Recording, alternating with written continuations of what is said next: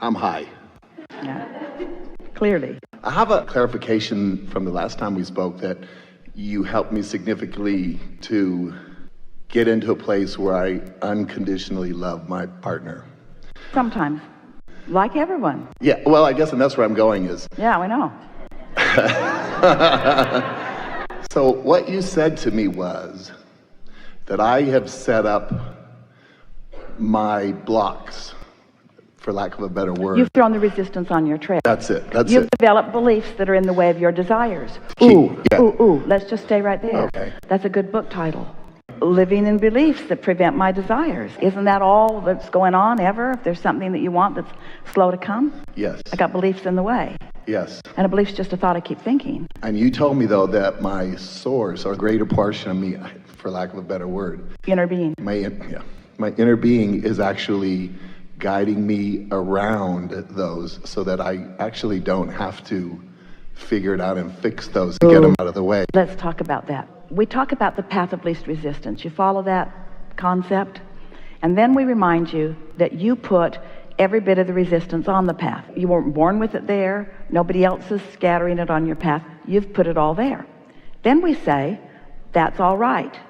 Because your inner being doesn't hold it against you. Your inner being doesn't say, oh, we see what you want, but there's so much resistance on your path, you can't possibly get it. Instead, your inner being just guides you around the resistance. Just come over here for a minute, and then come over here, and then come over here, and then come over here, come over here. So your inner being knows where the resistance is, doesn't judge it, doesn't push against it, doesn't talk about it with you, doesn't ask you to get rid of it, just calls you around it. Right. So your question is? So my question is, I'm trying now to align more with my inner being. So that I don't actually even give a rip about the discord that I put in the way, so that I can move forward with what I want to do with ease. Yes. And I'm having difficulty because it seems like... Because it's really simple why you're having difficulty. Because when you say, I'm not going to think about that thing that I'm thinking about, you're thinking about it. You see, the whole point of your inner being leading you around it is so that you don't get snarled up in it and make it more. Right. So if you say, I'm having trouble letting it go, then you are sort of snarled up in it. Yeah.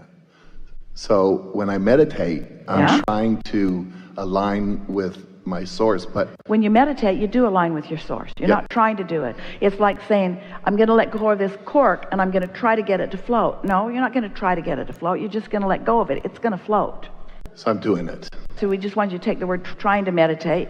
You're meditating. When I meditate. Yeah. But I meditate specifically for the purpose to get into alignment with my greater source. Yes. So that I can keep that alignment and move forward. Yes.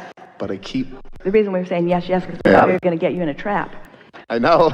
Because what was going on in your vibration was, I meditate so that I can deal with the resistance, so that I can get to where I want to go. And you need to leave so that I can deal with the resistance out of it, because the whole point of meditating is to ignore the resistance, because dealing with it makes it more. It's like, I'm not going to think about that thing that I'm thinking about. So I'll meditate and I'll get all tuned in, and then I'll say, Source, now I want to talk about these things that I don't want to think about. But Source isn't thinking about those things. So the minute you are, you lose your connection. Exactly. That's exactly what happens. Yeah. I just start mind chatter all over the place. And so instead of this receptive mode, you're in this receptive mode, and there's enough to keep it going. So understanding it helps. This is something that's going to help you the most of anything so far, because everything that you've learned, everything that you've been living, things that we've talked about, you just keep getting into a clearer and clearer place. Yes. And you keep thinking, well, soon enough, I should be out in the clearing where there won't be more stuff for me to clear up. But it's sort of fun to figure it out. This is the piece that we believe will help you the most of anything that you've been feeling lately. And that is, receptive mode means I'm receiving inspiration or thought from somewhere. And we want to make the distinction that there's the receptive mode where you're receiving from your inner being and from your vortex, and there's the receptive mode where you're receiving from CNN, or you're receiving from problems of the world, or you're receiving from the momentum of stuff that you've got going on. I get it. So just because you feel an impulse to do something doesn't mean that it's a high-minded, high-flying impulse. And we think that there is a little bit of confusion about that. And that comes from the trying too hard. And you can solve all of that just by reminding yourself, I just want to feel good. And if we were standing in your physical shoes, we would use these words. We're just going to offer you some words that we know, because remember, we can see the resistance on your trail. Yeah. So these are the words that we would use right now to help guide you over and under and around and through that resistance. When an impulse comes, it's sort of like, look over here, look over here. And look over here is the same thing as saying, don't look over there. Look over here is the same thing as saying, don't look over there. It's a subtle difference. In that really early days, Jerry and Esther were living in Phoenix when they met us. And in the early days, we were not speaking through Esther in this way. She was typing, or we were gesturing. If Jerry would ask something, yes or no, it was an easy way for them to communicate when Esther wasn't with her word processor. And one day they got this inspiration to ask their friends to go hide somewhere in the city of Phoenix, and they would use Abraham to come and find them. Now, Phoenix is a really big city. It's 50 miles in all directions, and there were no limitations. Go anywhere that you want, Esther said, and we will come and find you.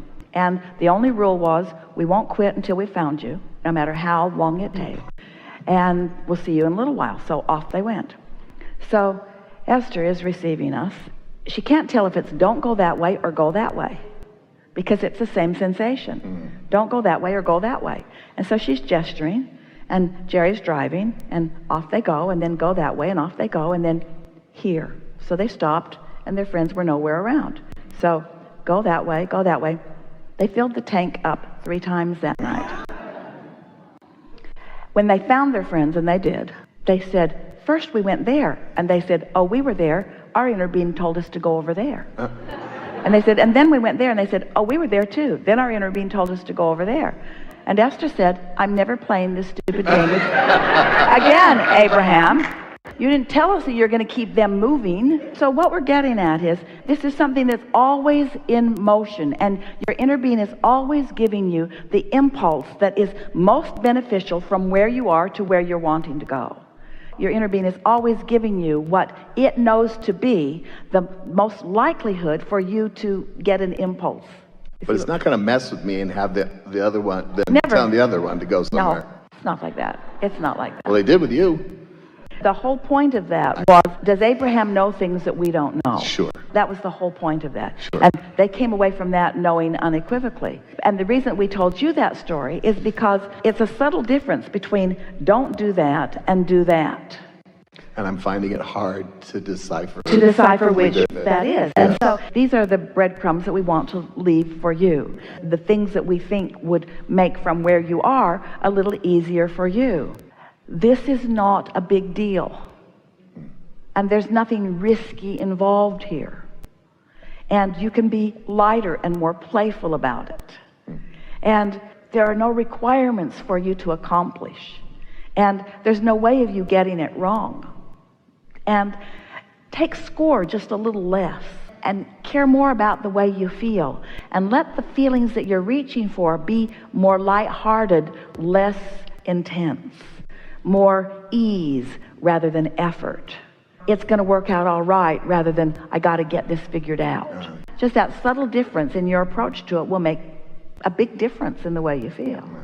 You're used to making things happen through action and effort and work and focus. And you accomplish a lot in that way. But now you are engaged with the energy that creates worlds. And there is a power and an influence and a leverage in that kind of energy that is intoxicatingly fabulous, but lighter than you think it is. This is the piece that we want you to hear. If you're moving some heavy object from one place to another, There are some things that are involved in that. Like, first of all, you want to be sure that you want to move it over there because it's heavy. And then you want to make sure that you have the wherewithal to do it. And so there's a lot of preparation in getting ready to do the heavy lifting. You know what we're getting at? Oh, yeah. In action, there's a lot of heavy lifting. In vibration, there's none. There's no heavy lifting in vibration. So effort translates into action in a way that confuses you about how it translates into vibration. It's fine-tuning in vibration. It's light touch. It's light touch with vibration. Yeah. Yeah, perfect. It is. It is. Really Thank good. you very much. We've enjoyed this interaction more than any that has come before, because this one has been right out on the leading edge where all of us are. These are powerful nows that you are living. There's never been a time on this leading edge, and this is the leading edge, where the variety that is surrounding you has caused so much movement in your vibrational reality. The vortex, the vibrational reality that precedes your manifested world is faster moving than it has ever been before, which means the potential for your satisfying the things that you care about is not only greater but faster in fruition, which means you are in a vehicle and you're moving more rapidly down the highway than you ever have before. And so your attention to where you are on the highway will bring you satisfaction. We don't want you to slow down, because going fast is way more fun. But we don't want you to go faster than your ability to control yourself in your environment, you see. So what's happening to you is your environment is calling you into faster and faster motion, which means faster and faster thought process, which means faster and faster manifestation, which means the potential for satisfaction is greater than it's ever been before, but the potential for some negative emotion is greater than it's ever been before. It's like a giant magnifying glass has been laid down on everything, so that whatever it is that's dominant in your vibration is having more emphasis in your experience. That's why suffering is greater and thriving is greater. That's why poverty is more and abundance is more. That's why sickness is more and wellness is more. In other words, whatever it is that you've got the vibrational habit of projecting is manifesting into your experience more rapidly. Well, what an advantage that is to those like you who now understand, and you do, what this receptive mode will yield in terms of manifestation and what this receptive mode will yield in terms of manifestation. Isn't it nice to know that when something's turning out and it doesn't feel good to you while it's turning out, that you can recognize what you were doing when it was still in vibrational form that allowed that momentum to become more and more? And doesn't it make you more aware of where you are moment by moment? Doesn't it make you want to be more aware as you are driving this analogous car down your vibrational road? Doesn't it make you want to not let things get so far in a direction that you don't want them to be before you decide that you're going to do something about it? The two tools that are most at your fingertips for maintaining your receptive mode. The first is meditation, and we know some of you are adverse to it only in the sense that you want more control than it seems to give you. And there's a little giving up of control on your way to ultimate control. Quieting your mind quiets resistance. It quiets thoughts, it quiets resistance, and it puts you in sync with who you really are. But it also serves another very important purpose. It makes you more sensitive to where you are. And so your negative emotion sticks out like a bigger, sore thumb. You find yourself being a little more dramatic than you are used to being, or you find yourself wanting to rectify things as you are moving along through your action. But we like that newfound sensitivity that you're finding through alignment, because it's only through your awareness that something feels a little off that you will have the wherewithal to guide it into something that feels a little better. And it's so easy for you to do that given what you now know.